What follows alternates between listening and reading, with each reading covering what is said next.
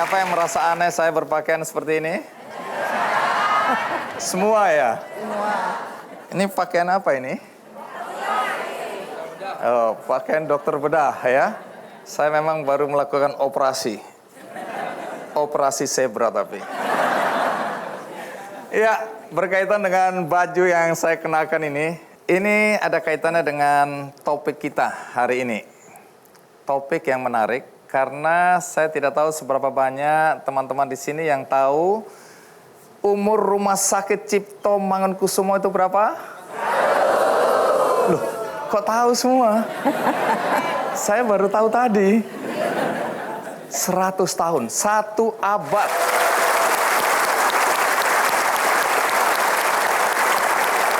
Tapi bukan cerita lamanya RSCM memulai pengabdian pada masyarakat, tetapi prestasi yang sudah dicapai. Karena kita tahu persis RSCM menjadi rujukan, menjadi ukuran dari semua rumah sakit di Indonesia, dan itu juga menjadi ukuran bagi dunia internasional melihat kemajuan ilmu kedokteran di Indonesia.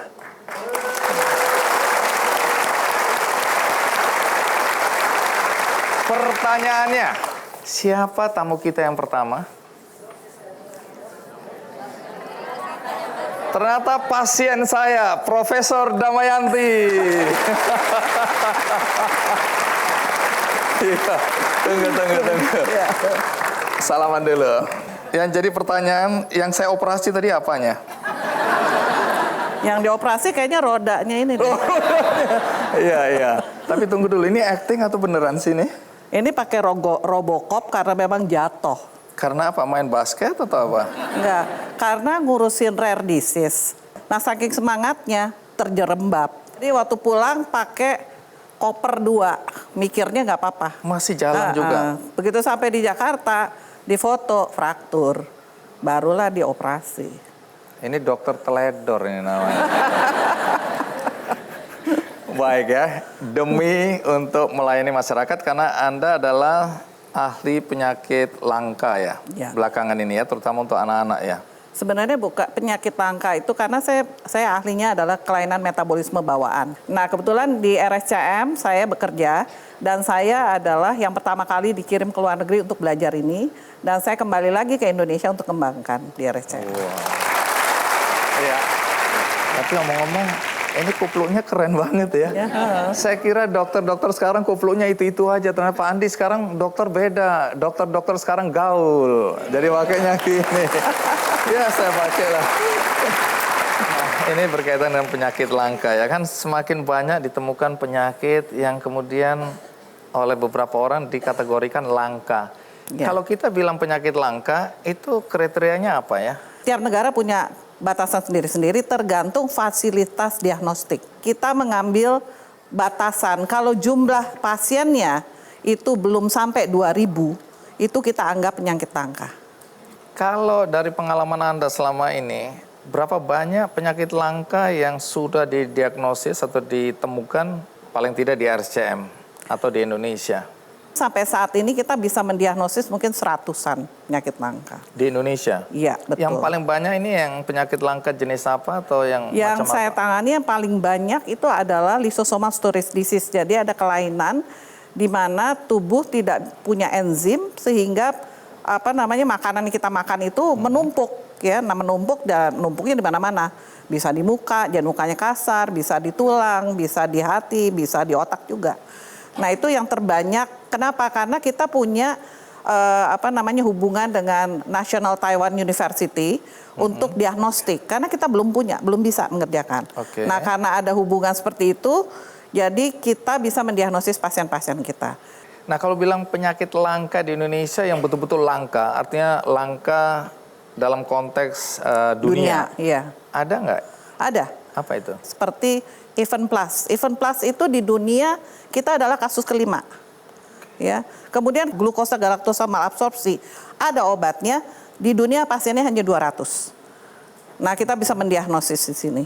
Jadi kita juga mempunyai kasus pasien yang cuma 3. Di dunia tuh hanya 3 orang dan kita bisa mendiagnosis. Jadi dari sisi ilmu kedokteran ini merupakan prestasi ya? Iya, betul. Baik, nanti kita lanjutkan karena saya dengar ada seorang anak mengidap penyakit langka, susu atau ASI ibunya itu justru menjadi racun buat dia. Ya, betul. Nah, ini agak mengerikan yang ini. Ya. Tapi sebelum kita lanjutkan, mari kita simak dulu tayangan berikut ini. Ya, tentu yang jadi pertanyaan, apakah penyakit-penyakit langka yang ada di Indonesia ini mengancam nyawa penderitanya? Sebagian besar demikian, tapi ada juga yang tidak. Yang mengancam itu apa aja? Yang mengancam itu terutama adalah yang penyakit-penyakit langka yang mengenai bayi, ya, dan dia tidak dapat makanan ASI ibunya saja yang normal harusnya seorang anak bisa konsumsi, dia tidak bisa mengkonsumsi. Pertama, saya dapat pasien dengan kelainan metabolik bawaan dan kita bisa mendiagnosis. Pasiennya dapat ASI hari kelima, koma. Waktu dibawa, wah ini kelainan metabolik. Ya udah diperiksa, terus kita menunggu karena kita nggak punya laboratorium ya, kita mesti kirim ke luar negeri. Dan itu menunggu waktu minimal 2 minggu. Datang, wah ini obatnya, baru ini penyakitnya ini susunya khusus. Susunya nggak ada, jadi kita kirim surat lagi ke semua perusahaan susu yang punya itu ke luar negeri. Terus mereka datangkan. Dok, 24 jam sudah ada, tetapi tertahan di bea cukai. Jadi Pak Direktur waktu itu ya minta tolong buatkan surat untuk supaya mengeluarkan surat ini. Tetapi tidak bisa, barang ini tidak terdaftar di Indonesia. Jadi dokter mesti melalui BPOM. Lah saya nggak tahu kan waktu itu bagaimana nih caranya. Akhirnya kita buat lagi suratnya. Kita buat surat lagi di BPOM. Waktu itu orang BPOM belum tahu ya, sekarang sudah lancar. Belum tahu, takes time. Waktu susu itu kita bisa keluarkan, anaknya sudah hilang. Ya jadi waktu itu kita bicara waktu rare disease, ya kita kumpulkan semua stakeholder, termasuk bea cukai, termasuk BPOM, termasuk Kementerian Kesehatan. Lalu kita bilang pasti ada cara untuk melakukan ini. Akhirnya alhamdulillah tahun 2018 keluarlah peraturan BPOM di mana sesuatu obat itu emergency, maka cukup resep dokter bahwa obat itu boleh carry dari luar dan masuk boleh lewat pos atau lewat bandara udara dan dokter yang bertanggung jawab obat itu bisa keluar. Jadi itu syukur alhamdulillah. Melalui perjuangan. Ya. Nah, apa betul penyakit langka ini kebanyakan justru kena pada anak-anak? Memang betul, karena penyakit langka itu kan 80% penyakit genetik. Jadi munculnya itu adalah 50% pada anak. Nah oleh sebab itu nggak mungkin saya sendiri ya Pak ya. Jadi saya mesti mengajari seluruh Indonesia untuk bisa mengenali ini. Jadi oleh sebab itu semua fellow yang untuk seluruh Indonesia belajar di RSCM dengan kasus-kasus kita, bagaimana menyiasati dengan keterbatasan semuanya itu yang paling tidak yang kita bisa dari kerjakan melalui rumah sakit kita dan FKUI. Nah tadi kan dijelaskan bahwa faktor genetik adalah faktor yang dominan yang menyebabkan seseorang kena penyakit langka. Yang jadi pertanyaan tentu apakah penyakit langka yang ada di Indonesia ini bisa dicegah atau tidak? Nanti jawabannya sekarang kita rehat sejenak, ikuti terus Kick Andy. Memikirkan biaya, tapi kami akan berusaha bagaimana caranya membantu Anda. Ada Pak Terawan yang akan membayar.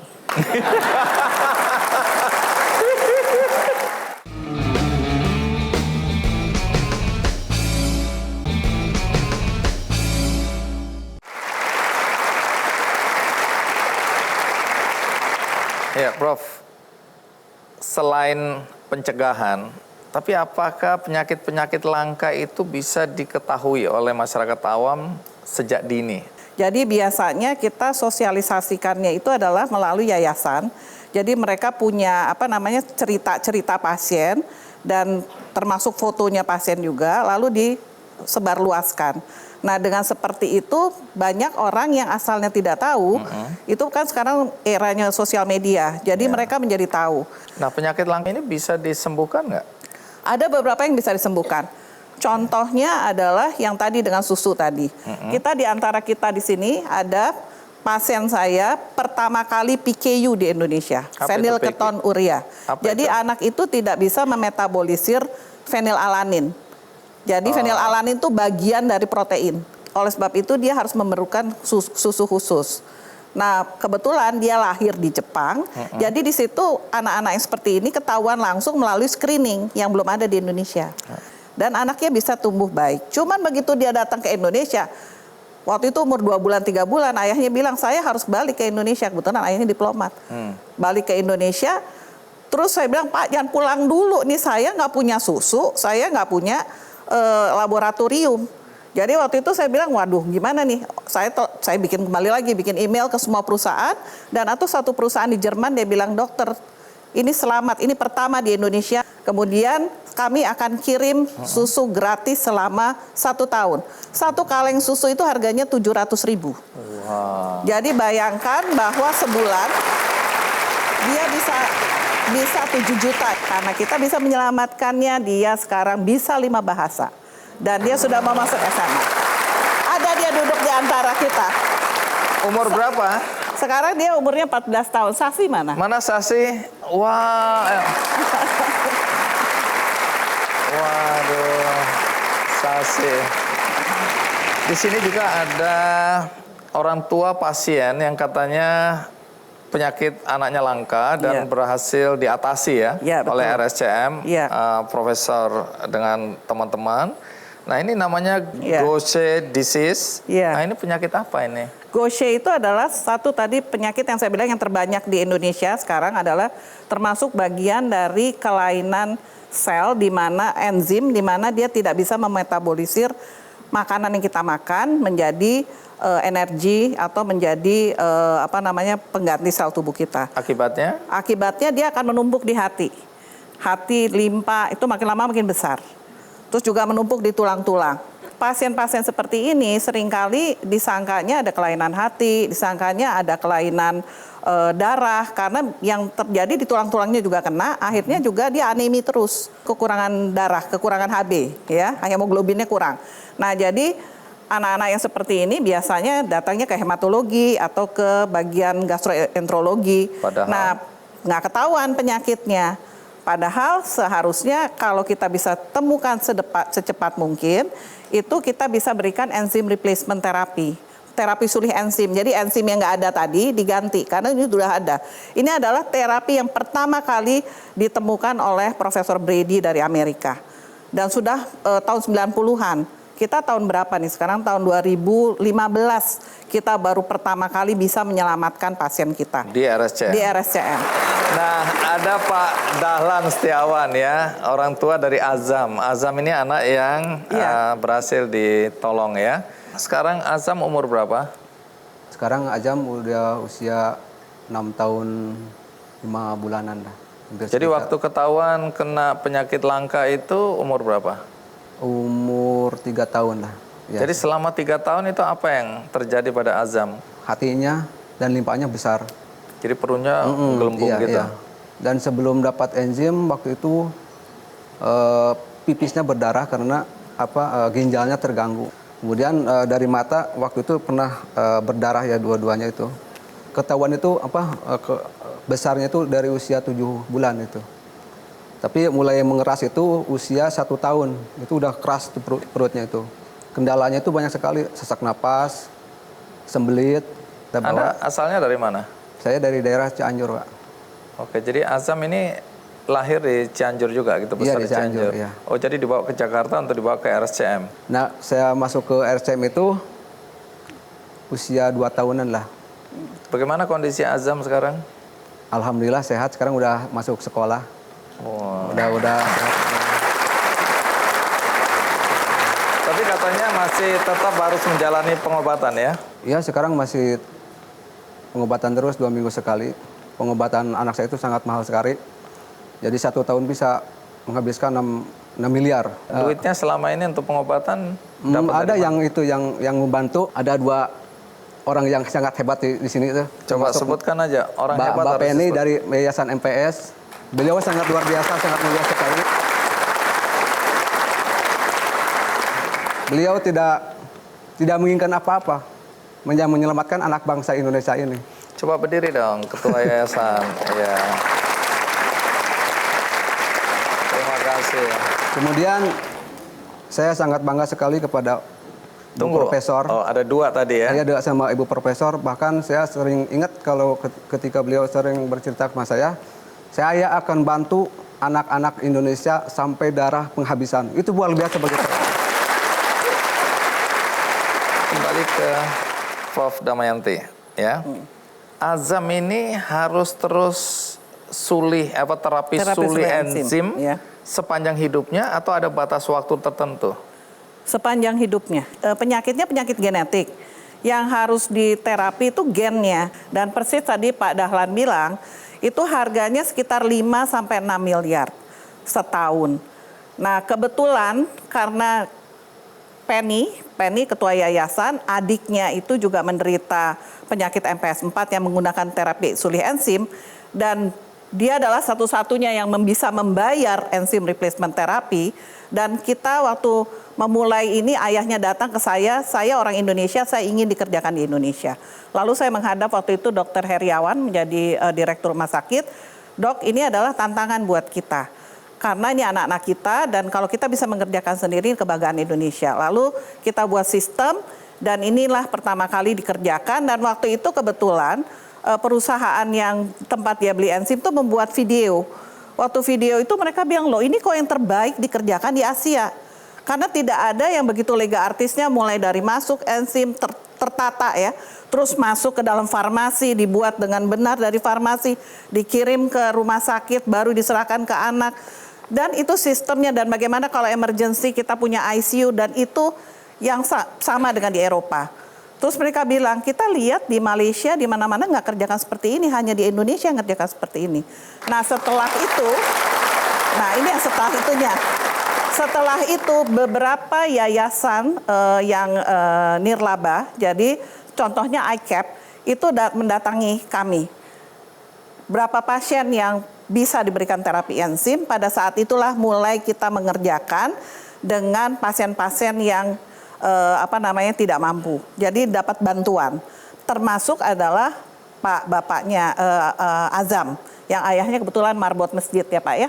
Dan memang faktor biaya juga adalah salah satu yang menjadi perhatian serius ya. Karena penyakit-penyakit langka ini memang pengobatannya juga khusus dan memakan waktu serta dana yang memang khusus juga ya. Betul. Nah di sini saya lihat ada Al-Fatih Timur, ini dari kitabisa.com.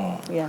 Nah kitabisa.com ini banyak juga membantu pasien-pasien langka, mereka yang juga menderita. Jadi mudah-mudahan dengan keberadaan kitabisa.com, coba Al-Fatih berdiri, Timi.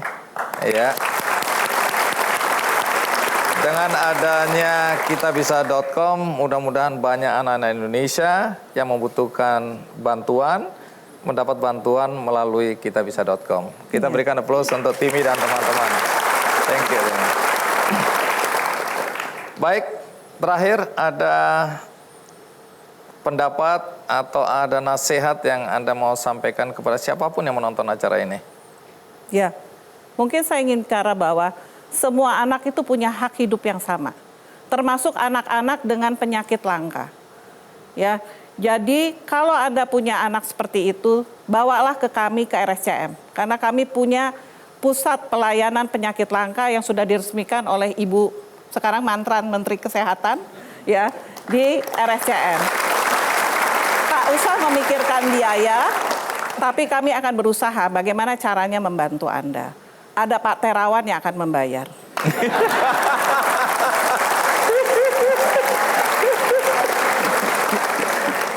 Ini Dokter Terawan mulai menyesal ada di sini. Baik, kita berikan aplaus untuk Profesor Damayanti. Terima kasih sudah berbagi cerita. Dan setelah ini kita akan mendengar cerita tentang pengembangan stem cell atau sel punca di RSCM. Karena ternyata banyak sekali faedah yang bisa kita dapatkan dari sel punca. Siapa yang akan saya undang? Ikuti terus Ki Candy. Artinya itu bisa juga dipakai untuk menyembuhkan kebotakan gitu ya? Oh ya.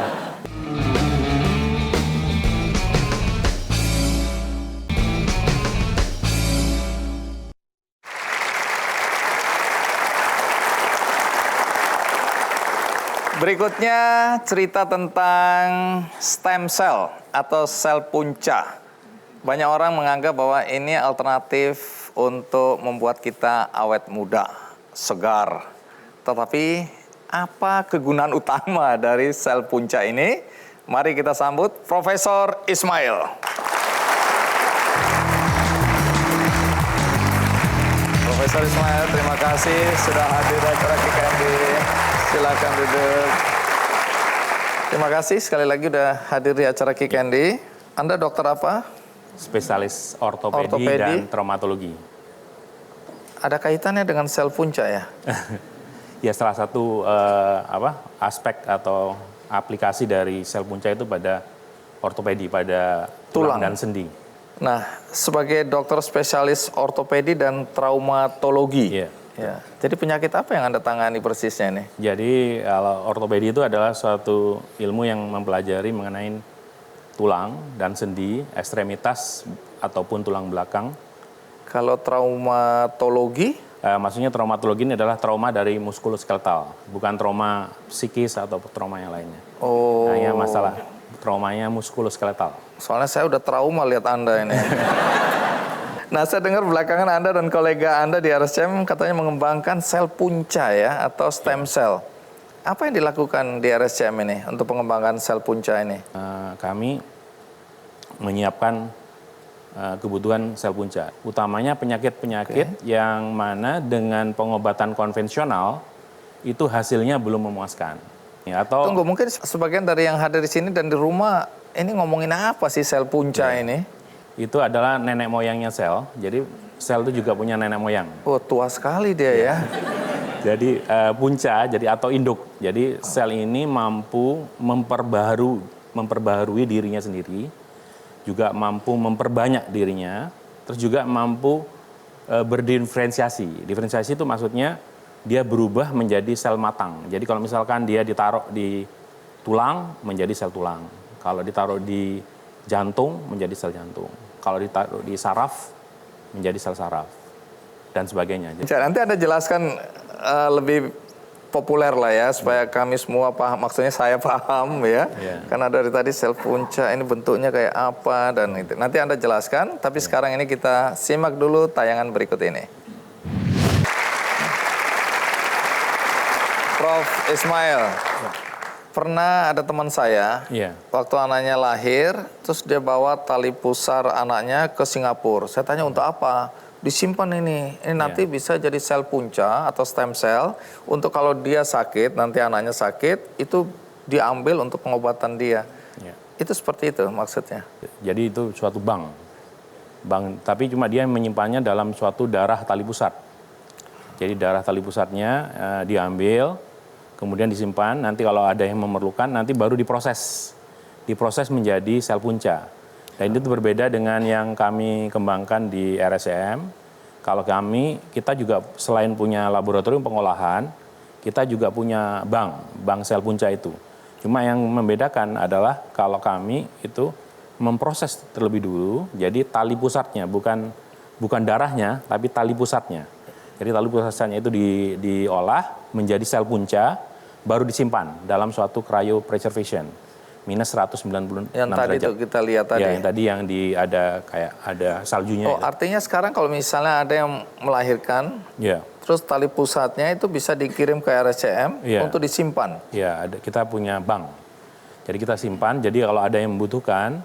Bukan harus pemilik tali pusat itu, bisa jadi dia pendonornya, begitu? Betul. Kami sekarang arahnya itu bukan yang autogenik, yang kita mulai dengan autogenik yaitu yang berasal dari tubuh pasien itu sendiri, dari pasien itu sendiri. Sekarang kita yang allogenik, karena tidak mesti setiap penyakit itu bisa dengan autogenik.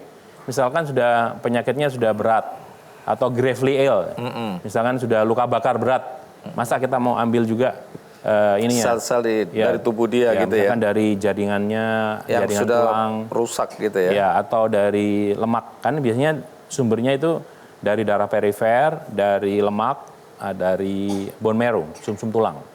Jadi kalau orangnya sudah sakit atau tua, selnya juga tua.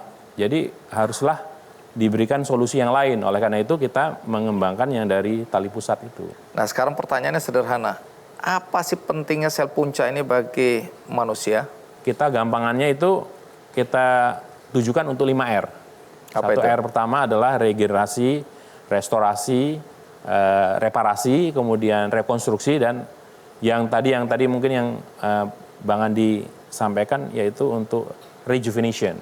Yang lebih muncul itu, yang lebih muncul saat ini yang lebih tren itu adalah untuk rejuvenation. Untuk anti-aging. estetika, supaya estetika, kelihatan itu. lebih muda gitu. Tapi sebetulnya yang empat yang pertama inilah yang kami utama. kembangkan yang di RSCM. Oke. Yang untuk menanganin penyakit-penyakit yang tidak bisa dijawab dengan pengobatan konvensional atau non-option treatment. Gitu. Oke, artinya itu bisa juga dipakai untuk menyembuhkan kebotakan gitu ya? Oh ya, itu memang termasuk rejuvenation itu. Memang kebetulan ada juga. Serius ini penting buat saya.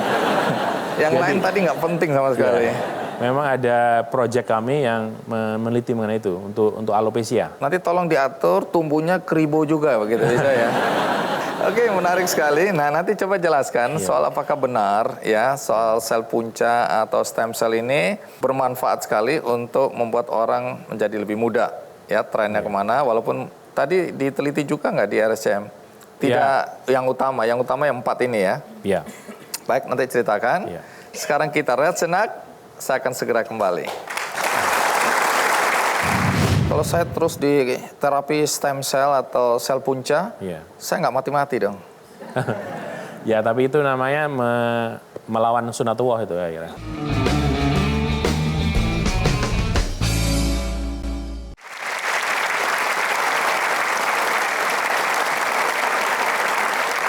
Terima kasih Anda masih bersama saya di acara Kikendi dan tamunya masih Profesor Ismail, Prof. Berkaitan dengan RSCM, kan di sana banyak dilakukan penelitian. Salah satu diantaranya adalah penelitian sel punca.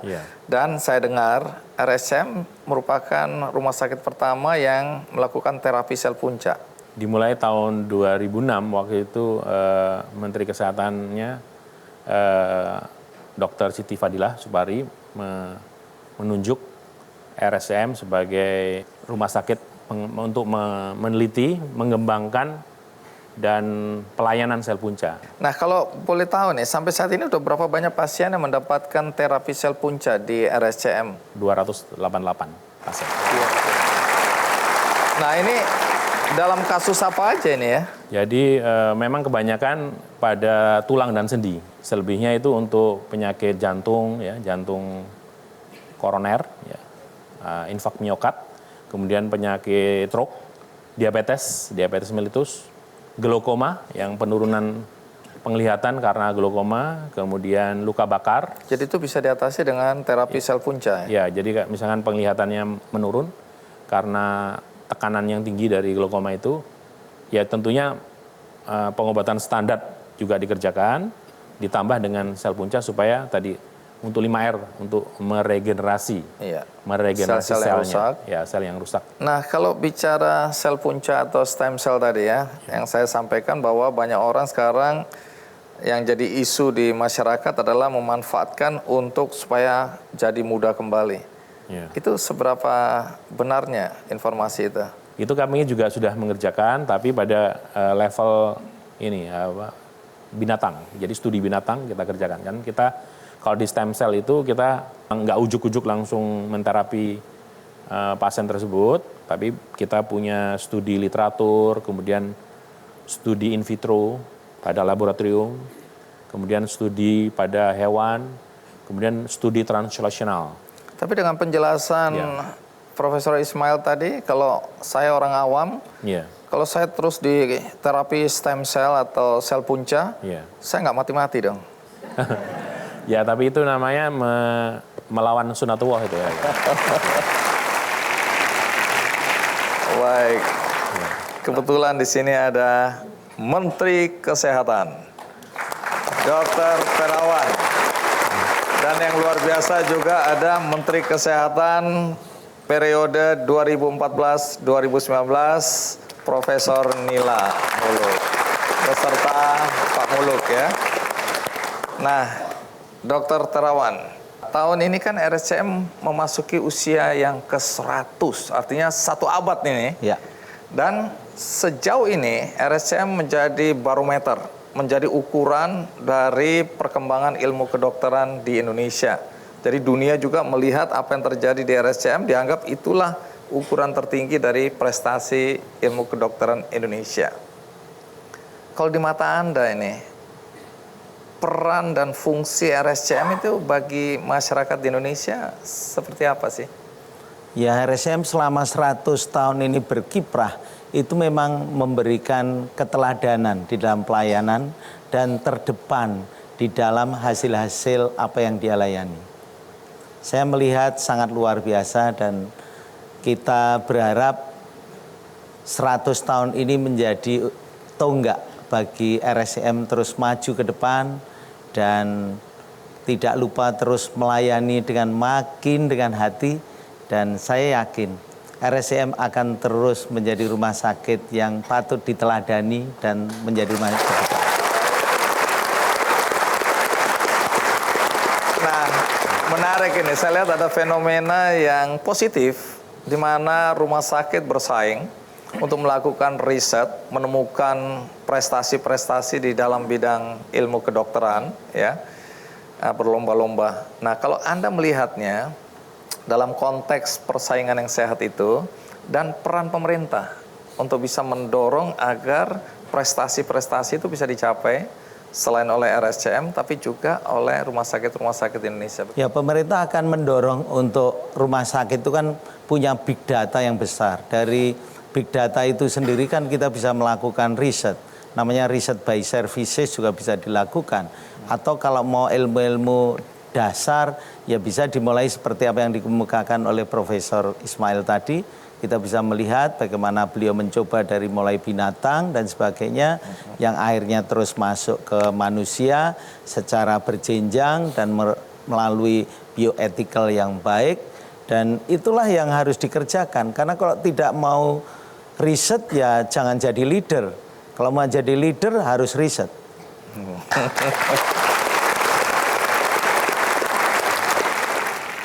Nah, satu lagi ini kalau dilihat RSCM, fungsi dan peran RSCM selama ini kan, kita tahu orang-orang susah yang nggak punya uang itu berpikir bahwa satu-satunya jalan adalah ke RSCM. Nah, peran rumah sakit ya untuk membantu saudara-saudara kita yang kurang mampu. Sampai sebatas mana Anda melihat RSCM itu harus punya fungsi seperti itu? Di era BPJS ini atau JKN ini, kita melihat bahwa pemerintah sudah menggelontorkan uang yang luar biasa besar, berpuluh-puluh triliun untuk peserta PBI yang dianggap belum mampu. Itu sebanyak 96 juta lebih peserta yang dibayari oleh pemerintah. Besar sekali peranan pemerintah di sini, yang mungkin jarang kita lihat. Berarti yang di luar itu dianggap sudah mampu. Karena itu kita melihat RSCM begitu berkenan untuk menolong banyak orang, pemerintah pun sudah ikut berperan menggelontorkan anggarannya yang sangat besar untuk membantu pelayanan masyarakat yang kurang mampu. Oke, jadi fungsi itu harus dilanjutkan ya.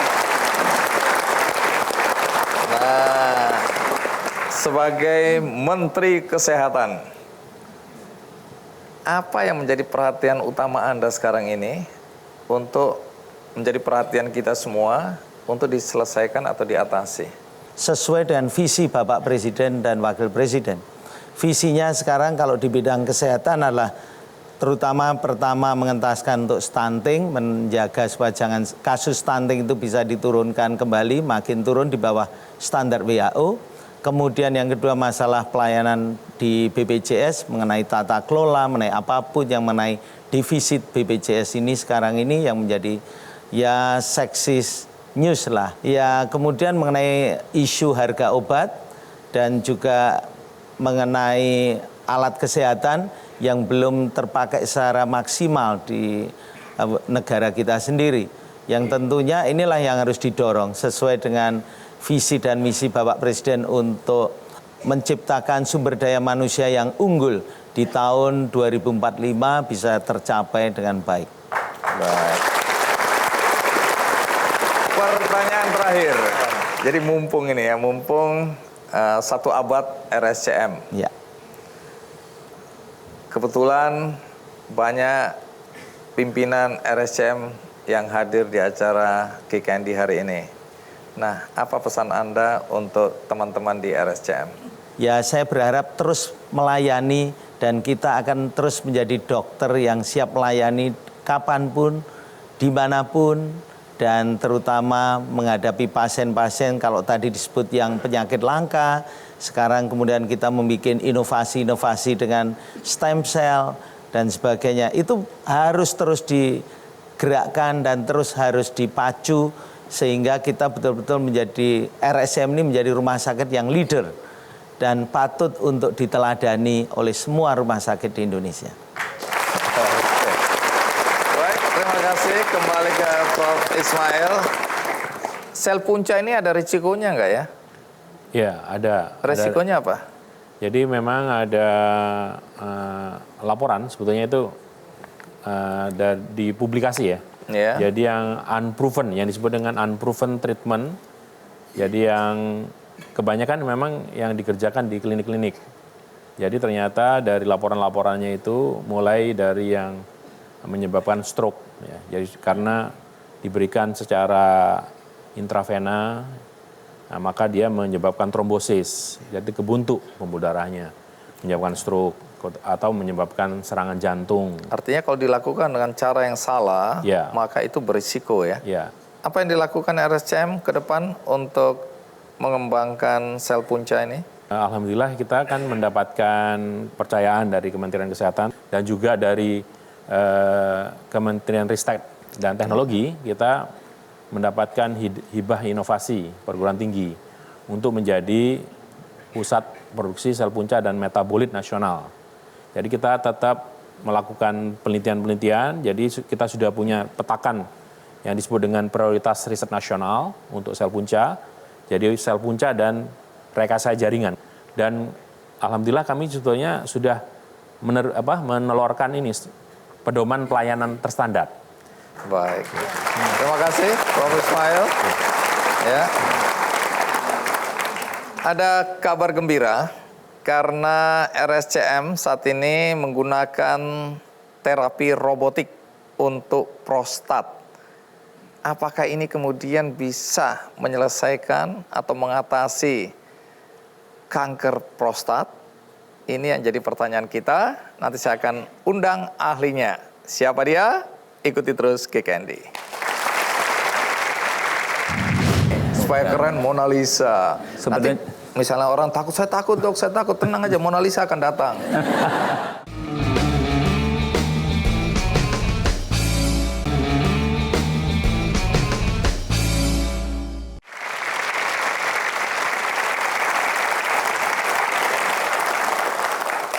Bukan saja meningkatkan kemampuan para dokternya, tetapi peralatan pendukung yang digunakan juga semakin canggih. Nah, RSCM sekarang melakukan terapi robotik untuk mengatasi prostat. Hai penonton laki-laki, inilah saatnya kalian belajar, termasuk saya. Mari kita sambut Dr. Khaidir.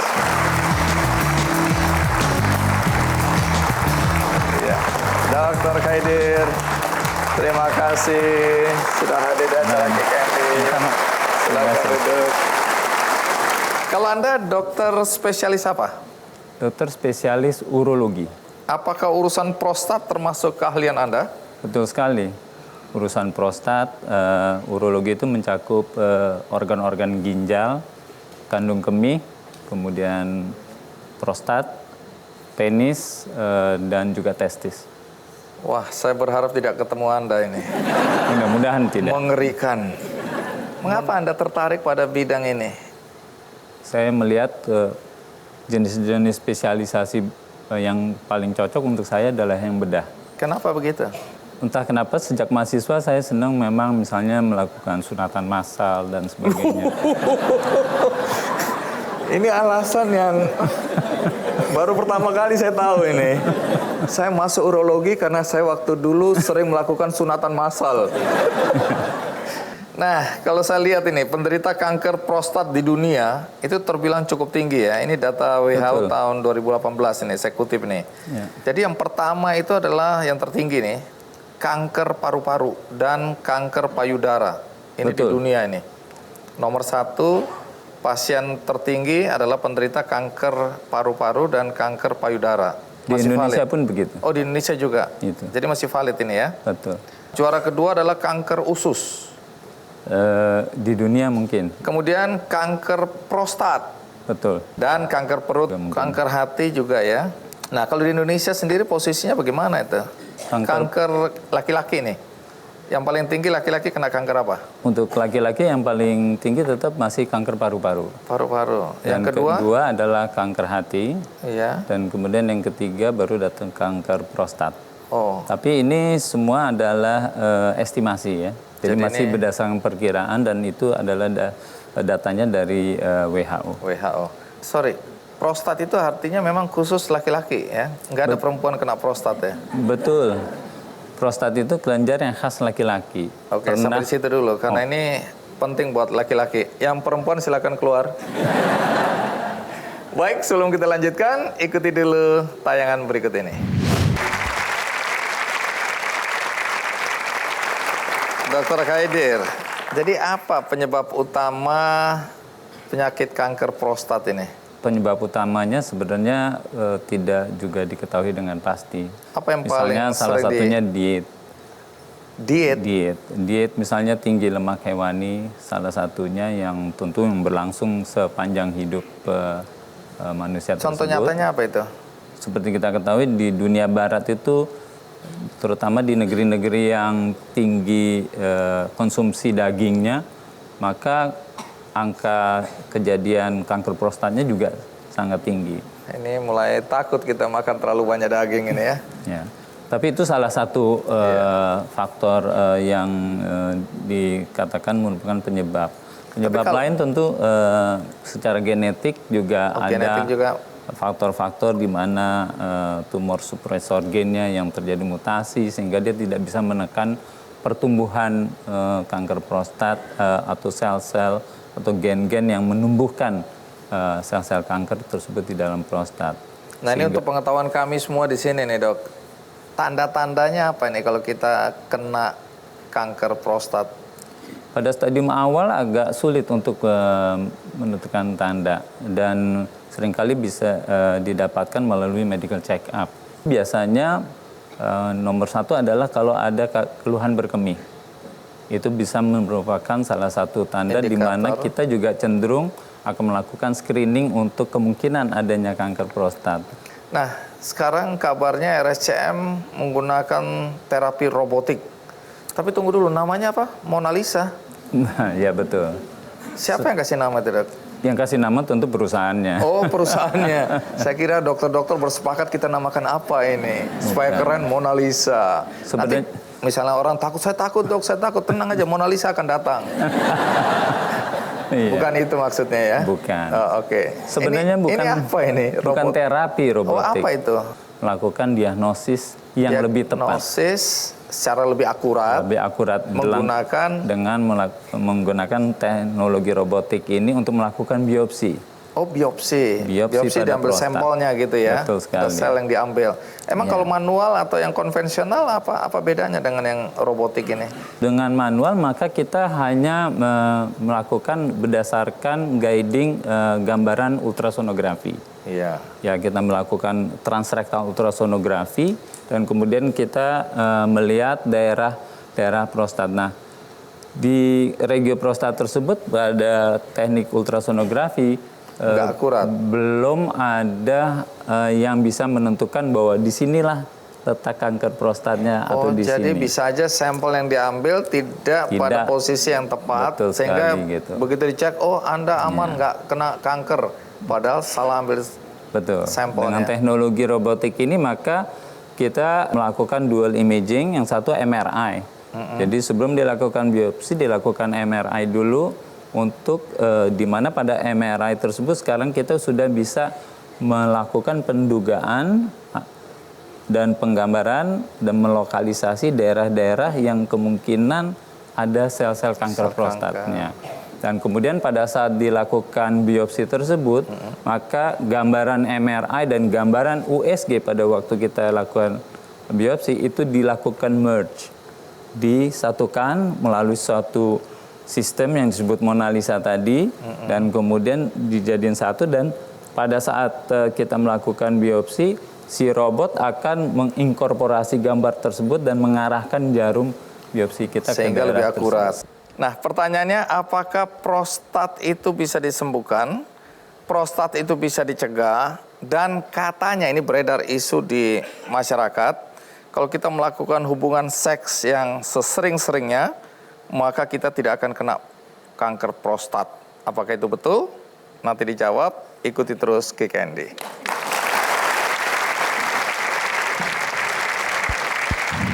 Kanker prostat itu ada juga yang herediter, jadi Apa yang diturunkan, ya, sehingga kadang-kadang mungkin nggak bisa dicegah.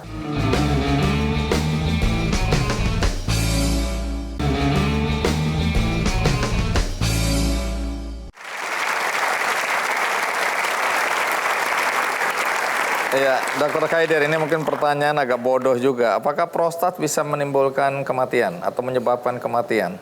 Tentu sangat bisa. Sangat bisa. Sangat bisa, terutama kalau ditemukannya dalam stadium lanjut, maka kemungkinan kematiannya tentu lebih besar daripada kalau kita temukan pada stadium dini. Bahkan kalau ditemukan pada stadium yang cukup dini, sebenarnya boleh dikata bisa disembuhkan. Walaupun kita lebih senang mengatakan bahwa kansernya terkontrol dengan baik.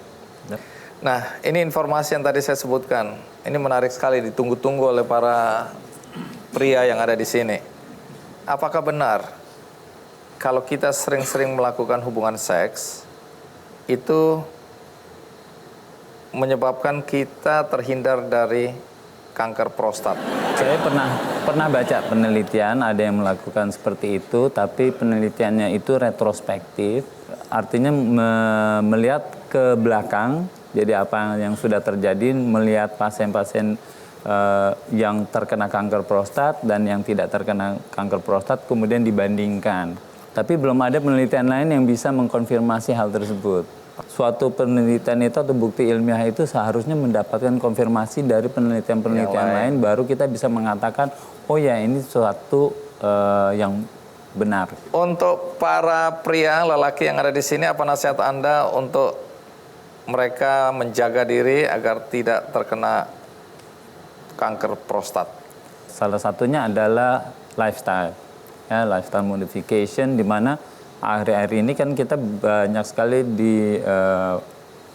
dihujani dengan produk-produk makanan, terutama produk-produk daging banyak, sehingga diet kita, masyarakat kita itu berubah dari yang lebih banyak katakanlah kacang kedelai menjadi daging. Bukannya tidak boleh makan daging, tapi tentu kita harus ingat bahwa harus ada batasan untuk melakukan itu. Kemudian hindari makanan-makanan yang berpengawet misalnya, yang secara umum bukan hanya untuk kanker prostat saja, tapi juga berbagai macam kanker lainnya. Yang kedua juga kanker prostat itu ada juga yang herediter, jadi yang diturunkan, ya, sehingga kadang-kadang mungkin nggak bisa dicegah meskipun dengan modifikasi daripada gaya hidup, tapi bisa dideteksi lebih dini. Check up-nya lebih dini. Kalau orang sekarang biasanya disuruh usia 50 tahun untuk melakukan check up, terutama khususnya untuk kanker prostat, untuk prostatnya, maka kita minta untuk lebih check up untuk usia 40 tahun katakan. Baik, lebih awal. Jadi ya. lebih awal. Nah, ini ada Dr. Lis, Dirut RSCM, ya. Setiap kali kalau kita dengar RSCM, apalagi 100 tahun sudah mengabdi atau memberikan pelayanan pada masyarakat, yang jadi pertanyaan adalah berapa banyak sih sebenarnya setiap hari itu orang yang berobat atau membutuhkan layanan medis di RSCM? RSCM itu memang rumah sakit yang sangat besar. Setiap hari kami melayani di rawat jalan saja sekitar 4.000 per hari. 4.000 pasien. Dan ini dilayani oleh dokter-dokter kami yang semua hadir. Di sini tadi adalah cuma 3 yang ditampilkan, tapi Iya, kami ada masih berapa punya banyak? 607 lagi dokter spesialis, 607 spesialis dokter yang ada hebat, di yang luar biasa, yang penuh pengabdian, dan inilah yang melayani pasien-pasien kami selama ini. Iya, dengan tanda kutip tanggung jawab sebesar itu ya, apa yang menjadi concern utama RSCM dalam pelayanan? Pasien-pasien yang datang ke RSCM itu adalah pasien yang sudah dirujuk dari berbagai rumah sakit di mana pelayanannya sudah tidak mungkin lagi dilakukan di rumah sakit masing-masing. Sehingga memang sebagai rumah sakit rujukan nasional kami berusaha untuk tetap bisa melayani apapun yang dirujuk kepada kami dengan kemampuan yang kami miliki. Jadi di sini kami memiliki 167 divisi, jadi subspesialis kami sangat lengkap dan inilah yang terlengkap di Indonesia. Jadi melayani apapun permasalahan yang dihadapkan dengan segala kemampuan yang kami miliki. Iya, menarik sekali karena ketergantungan masyarakat terhadap RSCM besar sekali. Satu hari saya bawa satu anak ya ditemukan oleh pedagang telur bebek. Dia bilang, Pak Andi, saya menemukan satu anak usianya waktu itu sudah 8 tahun. Ternyata tidak punya dubur, anus, dan minta tolong ditangani. Saya waktu itu nelpon salah satu teman yang punya rumah sakit swasta. Udah Pak Andi, kami akan bantu. Jadi anak itu ditangani selama 1 tahun. Tapi waktu dia telepon saya, dia bilang, Pak Andi, dokter saya cukup lengkap, tapi ada satu dokter spesialis yang kami nggak punya, dan kami akan pinjam dari RSCM. Dan akhirnya dokter RSCM itulah yang melengkapi tim dokter, sehingga dalam 1 tahun bisa teratasi. Saya ingat itu. Jadi terima kasih. Nah, kalau kita lihat kan, prestasi ini, RSCM kan punya banyak sekali prestasi. Kalau dulu saya masih reporter, dulu bedah anak kembar dempet, Yuliana Yuliani ya, fenomenal juga, Dr. Patmo Sancoyo kalau nggak salah, Profesor Patmo Sancoyo. Nah, tapi belakangan kan banyak sekali prestasi yang diukir oleh RSCM. Kalau boleh tahu, apa lagi yang cukup fenomenal yang menjadi kebanggaan RSCM di samping yang lain-lain yang banyak tadi? Salah satu yang kami banggakan adalah kami yang satu-satunya di Indonesia melakukan transplantasi hati. Oh, sudah pernah di acara hati. Kikendi. Kita berikan plus dong. Iya. Banyak sekali. Contoh hati, saya ingat Iya. di acara Kikendi dokter-dokter RSCM ya. Terus? Ya, keberhasilan kami juga untuk bayi tabung juga sangat baik dan kami terbanyak di Indonesia yang berhasil melakukannya. Kemudian transplantasi ginjal kami juga banyak sekali. Dan masih banyak sekali yang sebenarnya kalau disebutkan satu persatu. Oh, itu 2 hari 2 malam ya. ya. Mungkin 7 hari, 7 malam. Ya. Dan ya, kami memang mungkin ditakdirkan seperti itu ya Pak ya, hadir untuk negeri selama 100 tahun, prestasi tidak pernah berhenti. Dan saya cukup bangga meneruskan semua perjuangan dari para mantan direktur yang mungkin hadir di sini dan juga bersama teman-teman direktur. Dan tentunya atas support dari kementerian kita bisa berdiri sampai sekarang. Nah, yang menarik banyak orang tahu Rumah Sakit Cipto Mangunkusumo. Saya tahunya, oh iya, itu nama Dr. Cipto Mangunkusumo. Nah, tolong di antara kami ini banyak yang pura-pura tahu. Tapi siapa Dr. Cipto Mangunkusumo? Bisa dijelaskan? Dr. Cipto Mangunkusumo adalah seorang pahlawan kita, seorang dokter yang sangat nasionalis, penuh pengabdian, di mana pada masanya ada satu situasi penyakit menular yaitu pes, di mana tidak ada orang yang berhasil untuk mengatasinya dan beliau masuk ke sana, keluar hidup dan bisa menolong banyak orang. Sehingga jiwa pengabdian dan nasionalisme itulah yang akhirnya harus ditanamkan di RSCM. Jadi kalau boleh dirumuskan nilai-nilai dari Dr. Cipto Mangunkusumo yang sampai hari ini diwariskan dan kemudian diimplementasikan dalam pelayanan di RSCM itu apa aja? Ya, pengabdian dan menolong memberikan yang terbaik. Itu sebabnya banyak menolong keluarga yang kurang mampu tadi ya, walaupun ada BPJS Kesehatan kata. Dan di sini ada keluarga dari Pak Cipto Mangunkusumo. Nah, iya saya dengar ada Dr. Vidya Pati ya. Iya, boleh berdiri? Iya. Ini adalah keluarga dari Dr. Cipto Mangunkusumo ya, keponakan ya. Ini berarti generasi kedua. Oke, terima kasih sudah hadir di sini memberikan semangat pada kami semua. Terakhir, sebagai pimpinan RSCM, apa target yang hendak dicapai oleh RSCM ke depan? Kami sudah memiliki fondasi yang sangat kuat. Jadi kami tinggal bagaimana meneruskan perjuangan ini melalui memenuhi kebutuhan dari masyarakat ke depan. Jadi kita melihat bahwa teknologi tetap harus ditingkatkan untuk dimiliki oleh RSCM dengan kemampuan dokter yang ditingkatkan terus-menerus, tapi tentunya kami terus melayani dengan hati, tidak meninggalkan nilai-nilai pengabdian tersebut. Oke. Selamat ulang tahun yang ke-100 ya, RSCM. Terima kasih untuk Menteri Kesehatan, Dr. Terawan. Terima kasih juga untuk Menteri Kesehatan periode 2014-2019. Oh, bahkan sebelumnya, iya, Dr. Muluk juga lebih awal lagi ya. Oke, jadi ada 3 Menteri Kesehatan di sini. Kita berikan aplaus dong. Ya, dan tentu saja semua yang hadir di sini. Seperti biasa, saya akan berbagi, tapi hari ini karena spesial, maka saya juga berbagi majalah Halo Cipto dalam rangka 100 tahun Rumah Sakit Cipto Mangunkusumo. Apakah semua sudah menerimanya? Dan saya juga berbagi buku di sini. Ada buku bagus yang akan saya bagikan. Apakah semua juga sudah menerimanya? Apakah semua bahagia? Kebahagiaan yang sama ingin saya bagikan bagi Anda yang di rumah, yang tidak sempat hadir di acara KKND di studio. Anda bisa mendapatkan buku ini melalui kuis di Twitter KKND Show. Juga bisa ikut undian buku di website kicknd.com. Dan bagi Anda tadi yang tidak sempat menonton dari awal, jangan khawatir karena Anda masih bisa menyaksikan episode ini melalui YouTube di KKND Show dan juga bisa di metrotvnews.com. Akhir kata, bagi Anda yang ingin berbuat baik, Anda bisa juga melakukannya melalui benihbaik.com. Semoga acara ini menginspirasi kita semua untuk berbuat baik bagi sesama. Sampai jumpa.